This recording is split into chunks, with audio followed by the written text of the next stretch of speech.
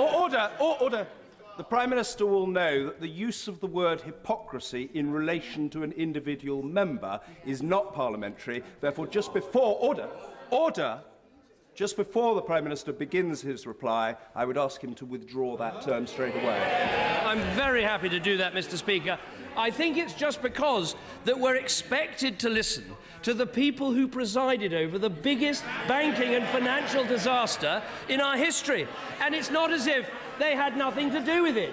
One of them was the City Minister, and the other one was sitting in the Treasury. And I have to ask, who was it who failed to regulate the banks? Labour.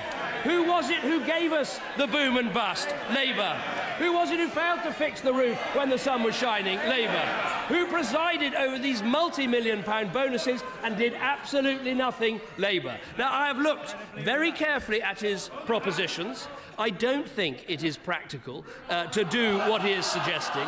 It breaks an important principle of not having people on a remuneration committee who have their own pay determined. So I don't think it's the right way forward. But the House may be interested to know, because I've looked very carefully at all his proposals, he also proposed in Glasgow to ban performance-related pay in all but the most exceptional circumstances. I think that is completely wrong. There are people working in offices and factories and shops around the country who want performance-related pay, and if they meet some targets, would like to have a bonus at the end of the year. That is pro-aspiration, pro-doing the right thing for your family, and it shows he hasn't got a clue how to run an economy.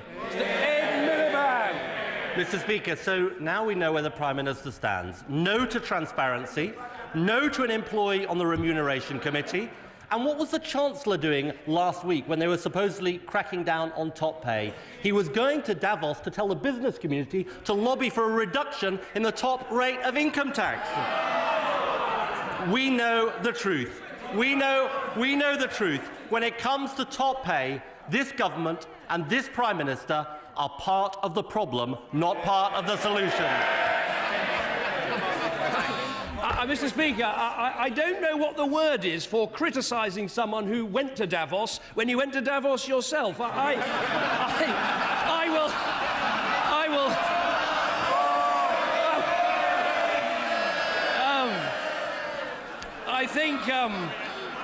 I think the word Peter Mandelson used when he was in Davos was struggling.